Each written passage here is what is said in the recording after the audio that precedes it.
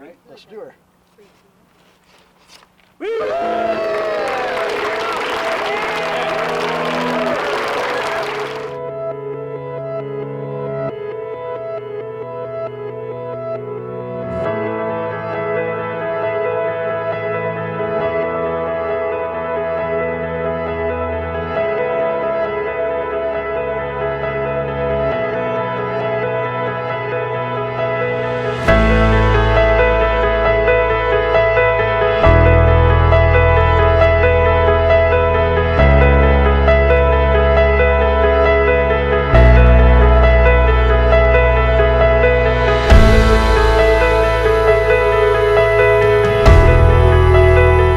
It's a place for people to gather, to come to an event or even just hang out with friends.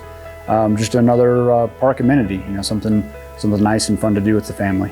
I was the incoming president for Rotary the year that Rotary decided that they wanted to do some project that would have a real positive impact in Montrose. They chose to do the amphitheater project, and then so the following year I was president of Rotary when we really presented it to the city. This has been an ongoing project for 3 or 4 years that we brought it forward in 2017 and that it was approved by council at that time.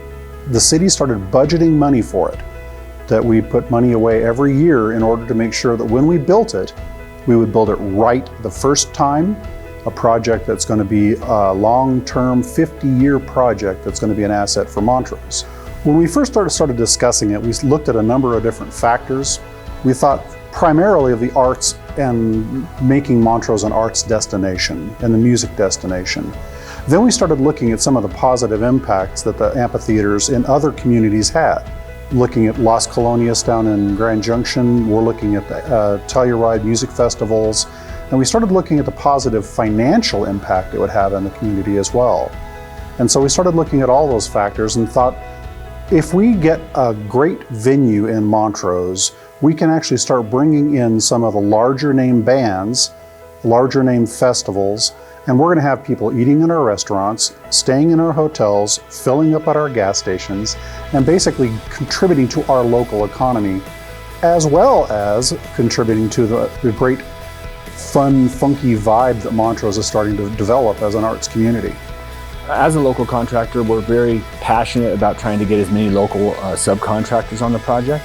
And so we ran a calculation in our estimating program that automatically kind of spits out the amount of local construction work that will be going towards this.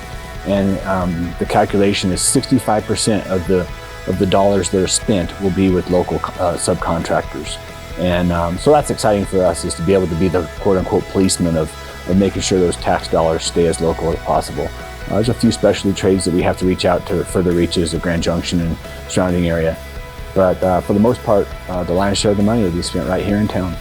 Every aspect of this project has been thought through long and hard, where it sits, how it sits, sun angles, how the public's going to enter the facility, and how the space is going to really feel when you arrive. The elevation of the stage, the grading of the amphitheater itself, sight lines of the audience members so everyone can see the stage clearly and actually see over the top of a sound booth or anybody up front of the stage. So all that has been considered and thought through and rehashed, and we've arrived at we feel a very nice facility. It's really exciting as the contractor, as a local contractor, being chosen for this project,